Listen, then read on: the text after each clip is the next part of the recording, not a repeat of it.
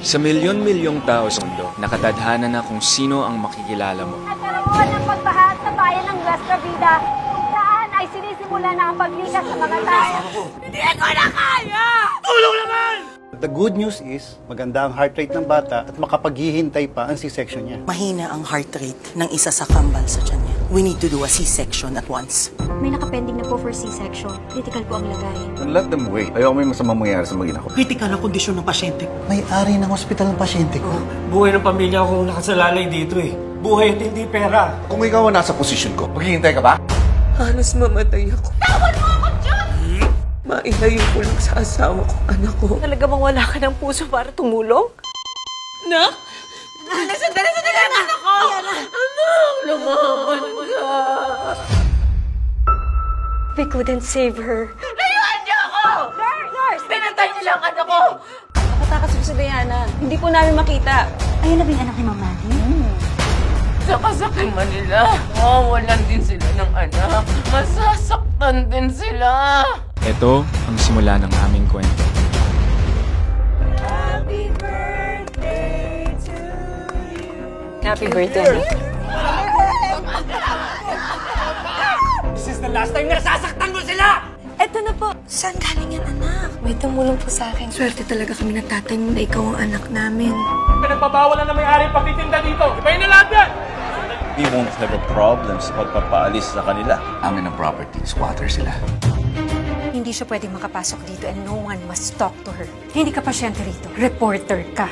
Get her out of here. Now! Nagtatanong lang naman ako eh! Harassment to! Anong nangyari dito? She's the reporter na naninira sa atin. Inaalam ko lang po yung totoo. Ah! I passed! Oh my God! Napan ko yun sa'yo. Kay, ano ba? Okay lang. Kukunin ko po ulit yung test. Anong gagawin mo habang naghihintay?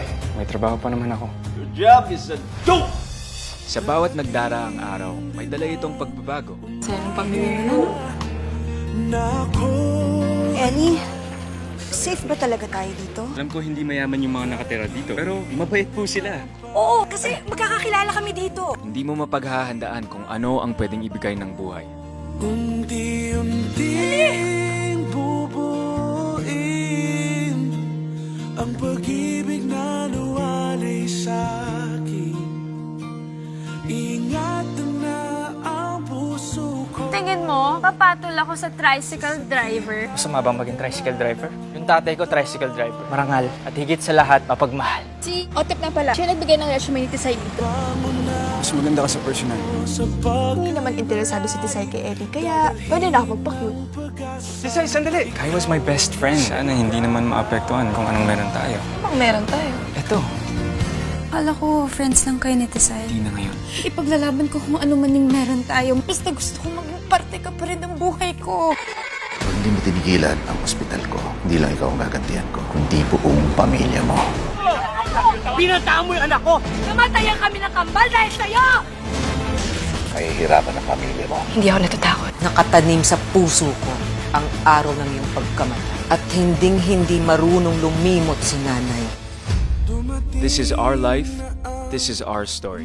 Bagong Umaga, ngayong October 26 na, 2:30 p.m. sa A to Z Channel 11.